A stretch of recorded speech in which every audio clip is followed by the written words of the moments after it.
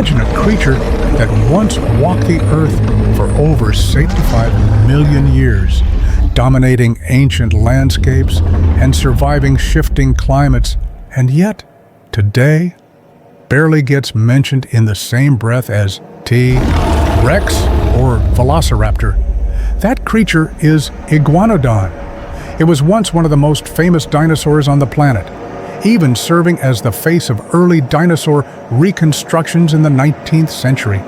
School books featured its image, museums dedicated entire halls to its bones, and scientists believed it represented the typical dinosaur.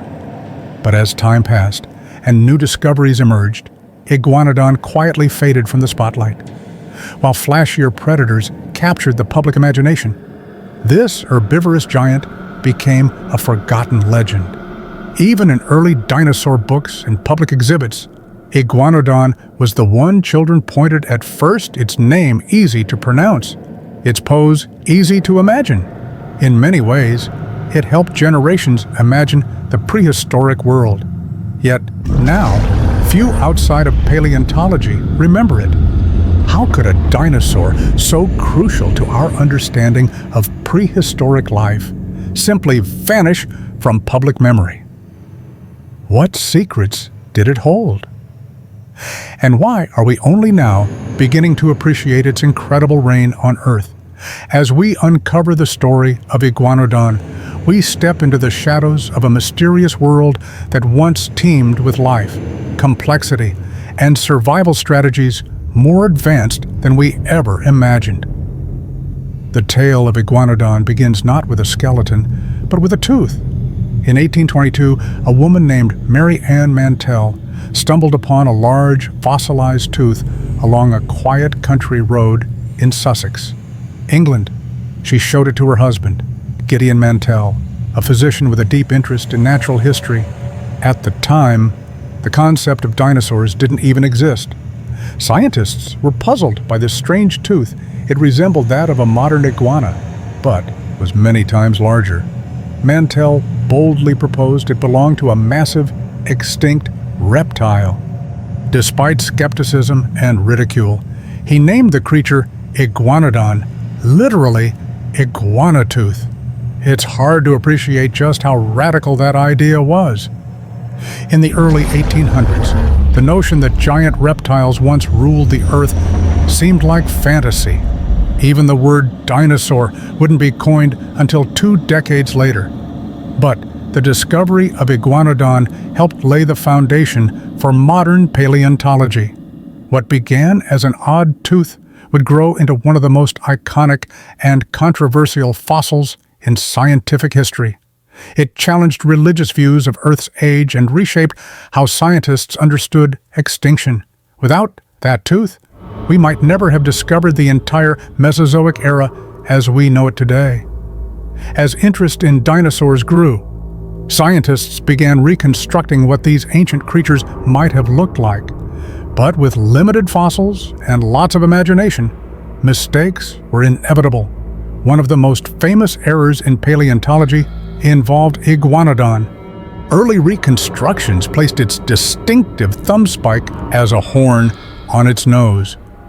The result, statues of Iguanodon resembled rhino-lizard hybrids, proudly displayed at the Crystal Palace Park in London.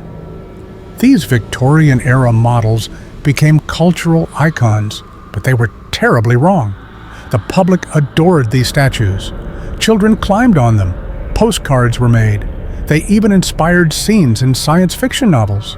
But scientifically, they misled generations. It wasn't until the late 19th century that more complete fossils revealed the thumb spike's true position. It was, in fact, a defensive weapon, possibly used for fending off predators or sparring within the herd. These reconstructions, though incorrect, played a vital role in public education. They show how science evolves and how even its mistakes can inspire wonder. Iguanodon became not just a fossil, but a symbol of our journey in understanding prehistoric life, complete with all its missteps and course corrections. So, what made Iguanodon such a successful dinosaur at around 30 feet long and weighing up to 5 tons? It was a gentle giant, built for endurance and adaptability. Its long, powerful hind limbs allowed it to walk upright when needed, while its front limbs enabled it to shift to a 4-legged stance for stability. It had a stiff tail for balance, a beak for cropping plants, and rows of cheek teeth for grinding tough vegetation. But the most fascinating feature was its thumb spike, a cone-shaped, blade-like bone on each hand. That spike wasn't just for show. It may have been a last resort weapon against predators or rivals. And Iguanodon's beak and teeth combination allowed it to process many types of tough vegetation that other dinosaurs avoided. It also had an expanded gut cavity for fermentation, much like today's cows. This suggests Iguanodon could thrive in habitats where food was scarce or of poor quality. It wasn't the fastest or the fiercest, but it was built to last. Its body was a balance of strength, flexibility, and dietary efficiency. And that might have been the key to its incredible reign across millions of years. Although first discovered in England, Iguanodon's reach extended far beyond the British Isles. Its fossils have been uncovered across Europe in Belgium, Germany, France, and even Spain. The most famous find came in 1870 in Bernissarde, Belgium, where miners accidentally unearthed dozens of nearly complete skeletons deep underground. This discovery was a game changer. It revealed not just isolated bones, but a snapshot of an entire herd, preserved in astonishing detail. These fossils showed that Iguanodon wasn't just a regional success, it had spread across multiple ecosystems, from coastal lowlands to inland floodplains. It adapted to different climates and food sources. Some evidence even suggests they might have crossed shallow seaways during seasonal migrations. And let's not forget, this was long before mammals dominated the landscape. Iguanodon was the bison, the antelope, and the elephant of its time, large, social, and ever-moving. Its footprints literally are preserved in dozens of sites across Europe, a testament to just how common and widespread this dinosaur truly was. One of the most captivating aspects of Iguanodon is what we've learned about its behavior. Fossil sites suggest it lived in large herds, similar to modern elephants or bison. Living in groups offered protection, especially for the young. There's evidence that adult iguanodons may have guarded their offspring or cooperated to raise them. Their skeletal structure suggests agility and coordination, not just brute strength. Some fossil trackways show organized group movement, indicating they likely traveled together with juveniles in the center. This behavior mirrors herd dynamics seen in today's grazing mammals. And while their brains were small compared to mammals, they were complex enough for problem-solving and communication. Some scientists believe iguanodons may have used visual signals, body language, or even vocalizations to interact. They may have relied on foot stomping, tail gestures, or subtle postures to alert each other to danger. This points to a dinosaur that wasn't just a lumbering plant eater, but a socially aware, responsive creature. In a world filled with predators, intelligence and cooperation were powerful tools. Iguanodon didn't need to be a genius, it just needed to be smart enough to survive. And that's exactly what it did. Despite its long reign, Iguanodon's dominance began to wane toward the end of the Cretaceous. The fossil record shows a decline in their population, with fewer and fewer specimens appearing in later strata. New competitors were emerging, especially the duck-billed hadrosaurs. These dinosaurs were faster, more specialized, and better adapted to changing ecosystems. Hadrosaurs like Edmontosaurus developed more advanced chewing mechanisms, allowing them to exploit a broader range of vegetation. Iguanodons, while efficient, began to look outdated by comparison. Climate shifts altered plant life, affecting food sources. Swamps turned to dry plains, and new predators evolved with sharper teeth and better strategies. In areas like modern-day France, hadrosaurs began outnumbering iguanodons in fossil layers. It wasn't a dramatic extinction overnight, it was a slow fade into obscurity, like a candle flickering out. Their numbers diminished until they were gone. But what exactly caused their final disappearance remains unclear. Were they outcompeted? Did climate change outpace their ability to adapt? Or were they simply victims of nature's relentless cycle of change? The answer likely lies in a complex mix of these factors and perhaps others we've yet to uncover. Then came the cataclysm.